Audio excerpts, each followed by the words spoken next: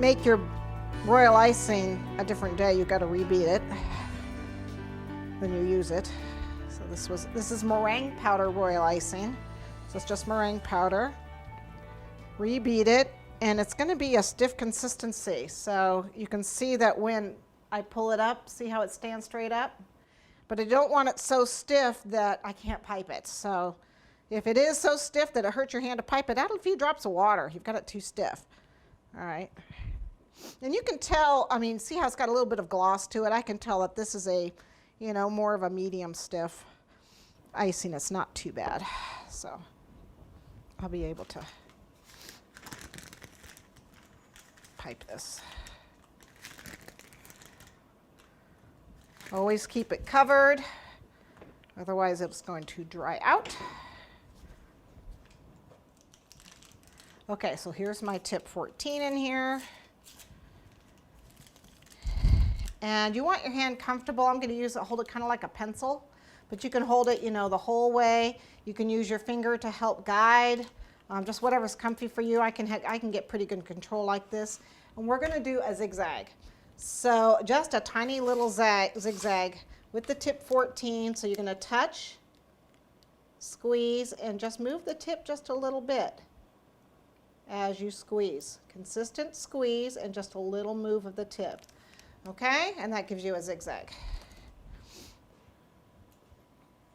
Everybody see that all right? Okay, so we can go around. It doesn't matter, you know, you can start at the top here or the top down there. I'm actually going to go over there so you can see it. Okay, so I don't know if you can see. I'm going to start up here and give it a little bit of touch it and zigzag. Just a little bit, okay? And then I'm just following it around. See? And I can move this as I go.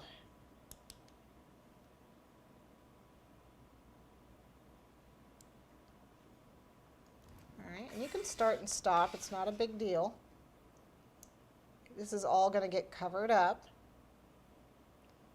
All you want, the reason why we're doing this is we want strength. We want this to be a strong heart so it's not going to break. But make extras anyway. Okay, and then right here. And then make it sure it's connected.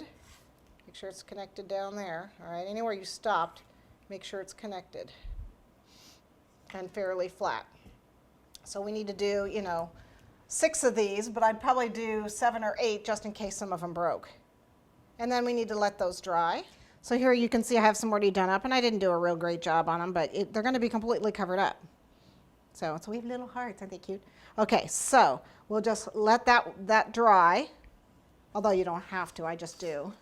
And I'm going to do my flowers. Whoops, I'm going to do my flowers. So let me show you how to do those. Again, wax paper. I put mine on just a cookie sheet, just that way I can carry it around, or a flat board so I can remove it off the table because they're going to have to dry, you know, for a couple hours or overnight. And what you're going to do is you're going to take blue royal icing,